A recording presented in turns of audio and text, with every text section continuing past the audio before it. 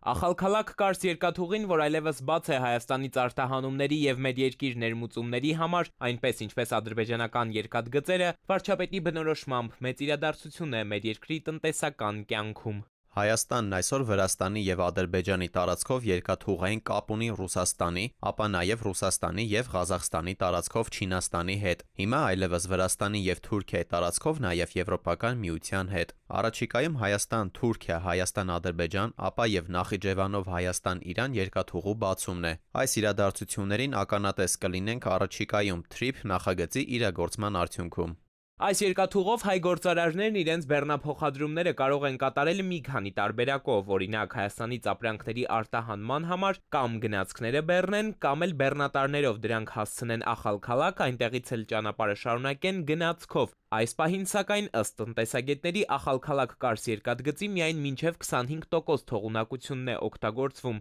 այսինքն այն թերբեռնված է։ Ոչ եկամտաբեր երկաթուղի է, շահու չի գեներացնում։ Ապրանքներ չեն գնում, չեն գալիս։ Այդ երկաթուղի մտածված էր, որ մեծ ծավալները պիտի տեղափոխի, համապատասխան իր ընդհանրեն գումարները, որտեղ ներդրված է, եթե են գալու մոտավորապես մի 10 տարի, 15 տարի հետո, մտածել են, որ Ղազախստանից, Միջին Ասիայից ընդհանրեն ահագին բեռներ, միլիոնավոր տոննաներ կգնա, չի գնում դա։ Կա ապրանք չկա, որ երկաթուղին լցվի։ Ի տարբերություն հայաստանյան իշխանությունների, փորձագիտական վերլուծական համայնքում այնքան էլ ոգևորված չեն Ախալքալաքի երկաթուղով կարս, ապա նաև Եվրոպա հասնելու հնարավորությամբ։ Մասնագետներն ասում են, այն ոչ թե հայկական տնտեսությունն է զարգացնելու, այլ թուրք-ադրբեջանական։ Հիմնավորում են երկաթգծին Հայաստանի միացումը կարող է լրացուցիչ ֆինանսական հնարավորություններ ստեղծել Բաքու-Թբիլիսի կարս երկաթուղային նախագծի համար, որն այդպես էլ տնտեսական ակնկալիքներն ամբողջությամբ իրականություն չդարձրեց։ Այդ երկաթուղով մարդիկ իմաստ չկա տեղով ապրանք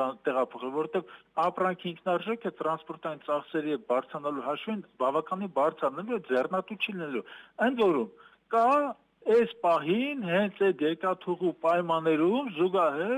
աշխատող Երևան, Փոթի եւ Բուլղարիա գիծը։ Այսինքն Եվրոպա հասնելու հնարավորությունն այսպես թե այնպես կա, այս դեպքում եւս մուլտիմոդալ միջանցքով երկաթուղու Երևանյան կայարանից դեպի Փոթի, ապա վրացական այս կանգառից նավով բուլղարական ափ։ Դուք տնտեսվարող եք, չէ, ուզում եք որևէ բան արտահանեք։ Ունեք տարբերակ, ենթանք Երևան, Փոթի, Փոթից միանգամից Եվրոպական միության երկրներ։ Եվ այդ ճանապարհը գործում է սակագները բավականին նորմալ սակագներ են, եւ ձեզ առաջարկում է Երևանից գնաք հասնեք Ախալքալաք, Ախալքալաքում բեռնաթափեք, Ախալքալակից երկաթուղով տանեք Կարսից շարունակությունը լինելու թուրքական երկաթուղով, այս ամբողջ անելու ընթացքում այդ հայկական տնտեսվարողը այդ իր արտահանածի վրա մի բան ինքը փող դնի, որ այդ տրանսպորտային ծախսերը փակի։ Մասնագետներն այստեղ նաև հիշեցնում են Փաշինյանի կառավարության խաղաղության խաչմերուկ նախագիծը, որն ասում են, թե այդպես էլ թղթին մնաց, այնպես ինչպես խաչմերուկը տեղից չշարժվեց,